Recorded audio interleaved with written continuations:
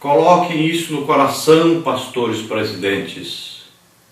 Pelo menos um missionário para cada congregação. Dá para fazer muito fácil isso. Um missionário, cada congregação tem um missionário. E essa congregação vai orar por esse missionário, vai sustentar esse missionário. Imagine aí uma congregação, 500 pessoas. Um missionário está custando um salário para a igreja só. Um salário. Imagine. Se colocar R$2 para cada pessoa em uma congregação que tem 500 pessoas, olha o tanto que vai dar. Uma congregação que tem 100 pessoas, pequenininha, se cada um der o quê? R$10. Pronto, já sustenta o missionário. Olha só, é fácil, simples. O problema é a decisão de ajudar, de fazer a tarefa que cabe à igreja. A decisão de pedir a Deus uma visão do reino espiritual que está aí. Então nós devemos aguardar para isso, atentar para isso, fazermos o que temos que fazer. E lembre-se, uma igreja missionária é uma igreja que prospera, porque Deus vai enviar pessoas para sustentar os missionários. Então faça isso, acorde para isso. Olha aí, nós temos aí a Sename, né? Secretaria Nacional de Missões, que você deve procurar conhecer. Olha aí, a ordem de Jesus foi o quê? Prega o Evangelho em Jerusalém, na Judéia, em Samaria e até os confins da terra, ao mesmo tempo. Tanto aí quer dizer ao mesmo tempo. É para pregar tanto na nossa cidade, como no nosso estado, como no nosso país, como em outros países. É isso que Jesus está dizendo aí.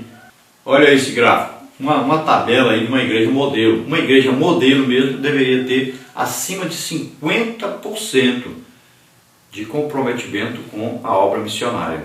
E o que nós temos? Qual é a realidade? A última realidade lá, olha, de 0 a 4% da igreja que apenas se compromete com missões. É uma igreja omissa.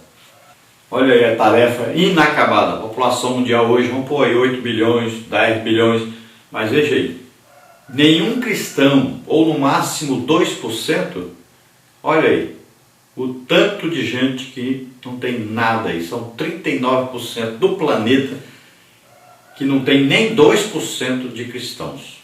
Olha aí, 28% nunca ouviram falar nem o nome de Jesus. E esses 33% aí são países que têm cristianismo, mas não quer dizer que sejam evangélicos. Quer dizer apenas que se dizem cristãos, que tem alguma religião que menciona aí o cristianismo, mas não quer dizer que são aí evangélicos, que são salvos.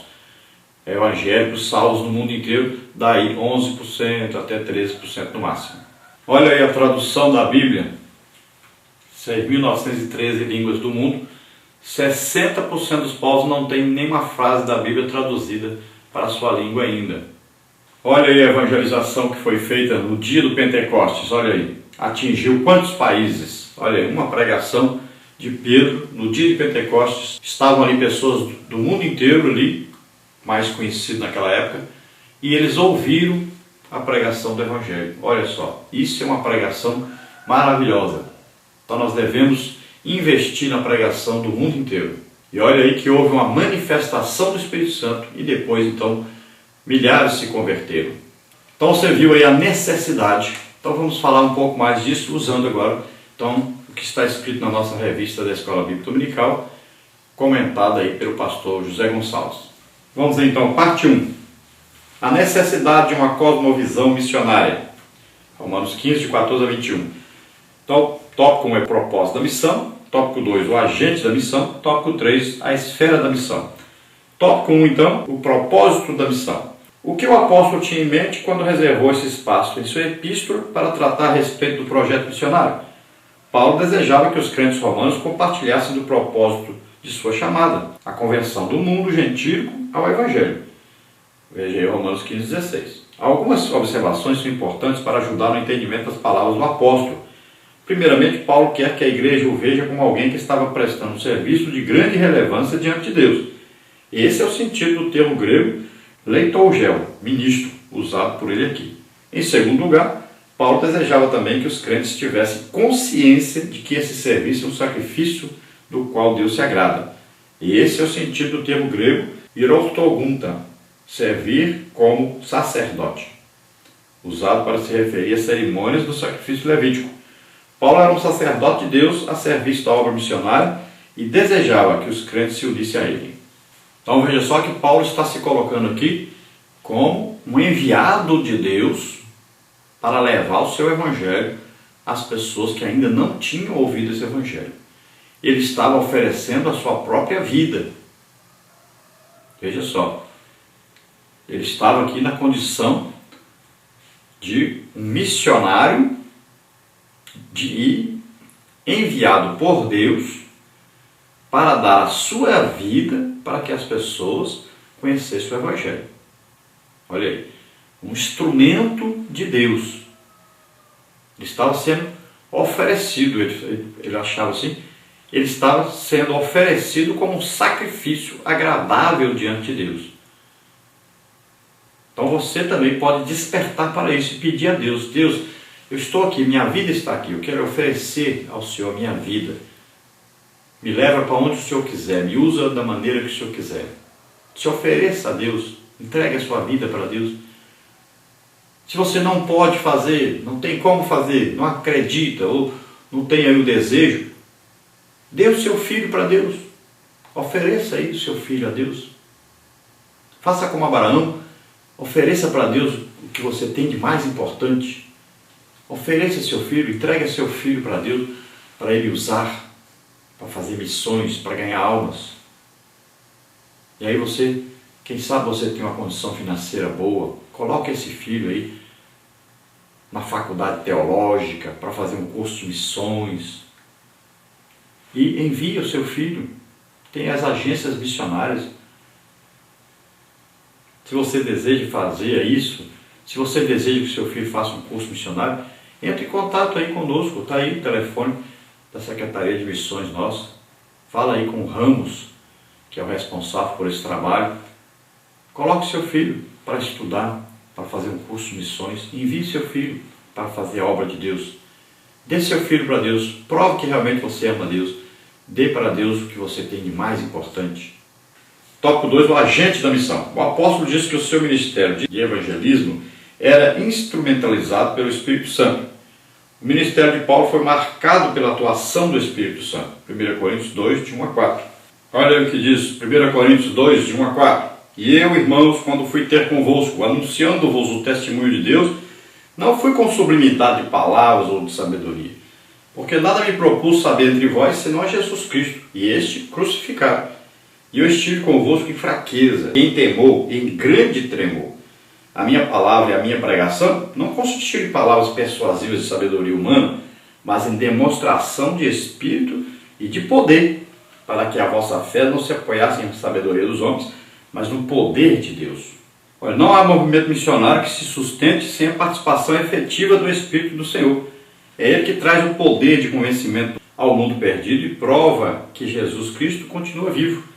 Em palavras mais simples, as credenciais de um ministério autêntico são dadas pelo Espírito Santo. O movimento pentecostal é uma prova viva de que o Espírito Santo é a mais poderosa força geradora de missões. Na verdade, você precisa perceber uma coisa: não existe evangelho sem sinais, prodígios e maravilhas. Nós temos no Brasil hoje muitos pregadores pregando o evangelho diferente do que está na Bíblia. Um evangelho manco. Nós temos a maioria dos nossos missionários, a grande maioria, talvez mais de 90% dos nossos missionários, que estão pregando um evangelho que não é completo. Por isso, o pouco sucesso na pregação do evangelho, da evangelização. Talvez por isso também, quase nenhum, é muito, mas é infinitamente pouco o número de evangélicos, de missionários que têm coragem de entrar no país desse para pregar o evangelho. Por quê? Há necessidade de demonstração de poder de Deus, de confirmação de Deus, há necessidade de dons do Espírito Santo. Um missionário nunca deveria ser enviado para o campo missionário sem ter pelo menos um dom do Espírito Santo. Isso é muito importante. É o dom do Espírito Santo que vai mostrar Deus para as pessoas. O Evangelho é confirmado por Deus com sinais, prodígios e maravilhas. É comprovado que Deus está vivo, que Jesus está vivo, através de sinais, prodígios e maravilhas. É isso que está escrito na palavra de Deus. É importantíssimo isso. Nós temos que mudar nossa maneira de pensar e começar a pensar do jeito que a Bíblia pensa. Veja o sucesso da igreja em Atos dos Apóstolos. Por quê? Porque sempre havia demonstração de poder, sempre havia manifestação do Espírito Santo. Na primeira pregação, quase 3.000 almas aceitaram, houve uma manifestação do Espírito Santo. Qual a manifestação? O dom de línguas. Começaram a falar na língua dos estrangeiros que estavam ali. É uma manifestação do Espírito Santo, de um dom do Espírito Santo. Quase 3.000 almas aceitaram. Depois, uma grande colheita. Onde foi? Na Porta Formosa. Pedro e João. Olha ali, o que houve? Uma manifestação do Espírito Santo. Ali o que? Um dom, milagres. O aleijado andou, juntou um monte de gente, pregaram e se converteram. Aí vamos vendo.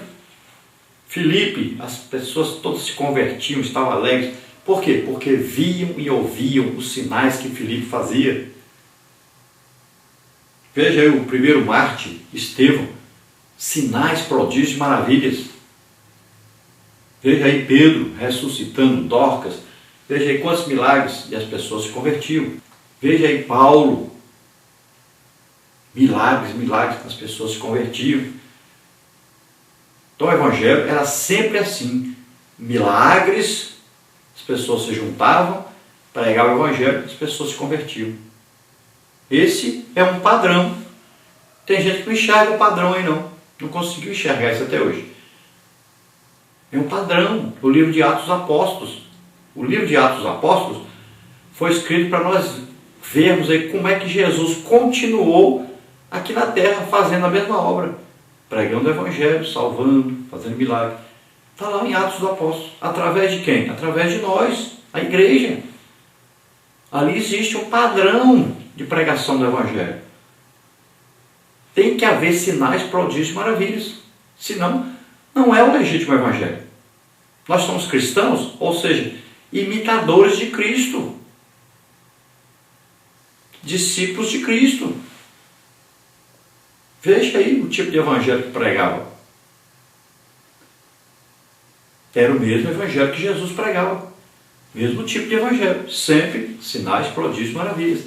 Vamos ver o que está escrito aí em Marcos 16. Olha aí. E disse-lhes: ide por todo o mundo, pregai o Evangelho a toda criatura. Quem crer e for batizado será salvo, mas quem não crer será condenado. Estes sinais seguirão os que crerem.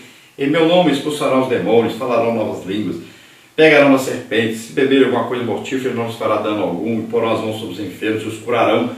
Ora, o Senhor, depois de ter falado, foi recebido no céu e assentou-se à direita de Deus, e eles, tendo partido, pregaram por todas as partes, cooperando com eles o Senhor e confirmando a palavra com sinais que se seguiram. Amém. Que tipo de evangelho você tem pregado que não há confirmação de Deus? É preciso que Deus confirme essas palavras, essa pregação, com sinais, prodígios, maravilhas.